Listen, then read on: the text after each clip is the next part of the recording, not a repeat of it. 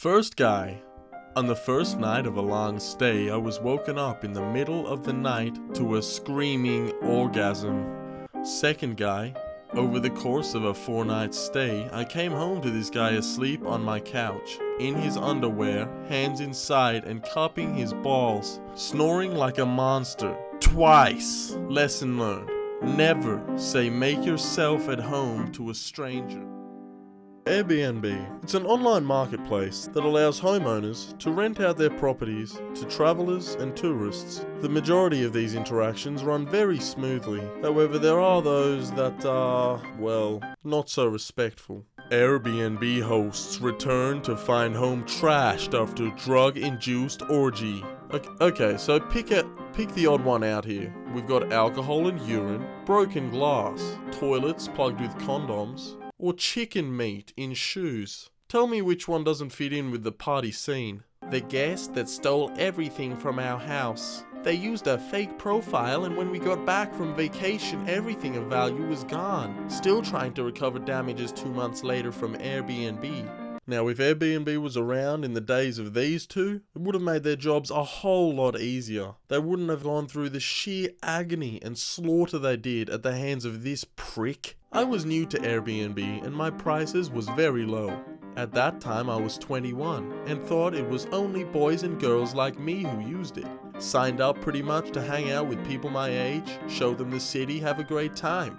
My first guest was a middle-aged woman who was attending a Robbie Williams concert in the neighbor city.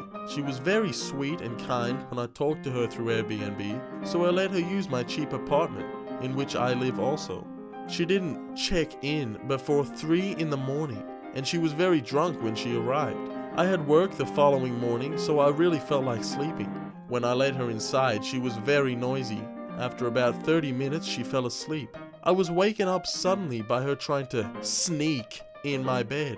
Keep in mind she was drunk as fuck, so it was not very smooth.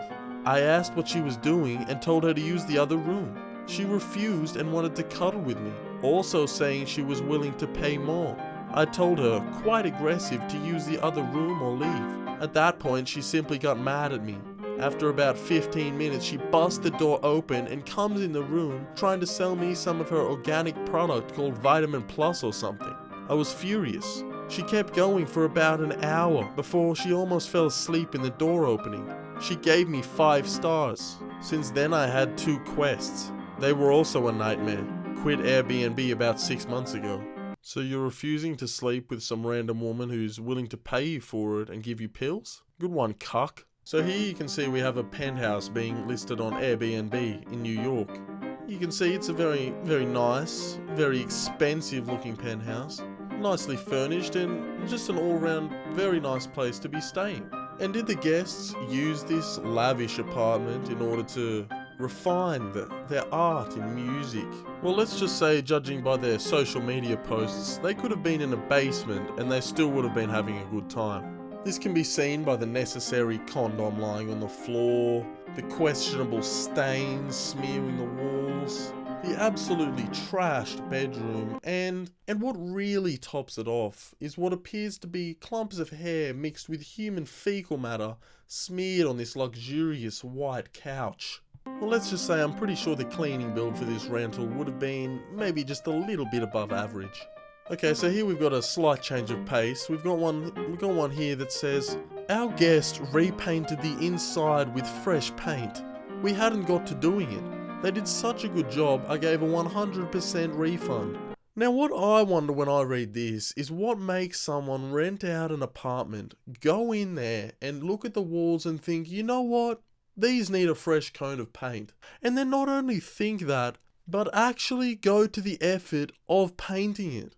Now I'll tell you what, if I came across this guy as a host on Airbnb, I'd be offering him a bit more than a 100% refund, if you know what I'm saying. Guy pooped on my rug. Are you sure it wasn't you?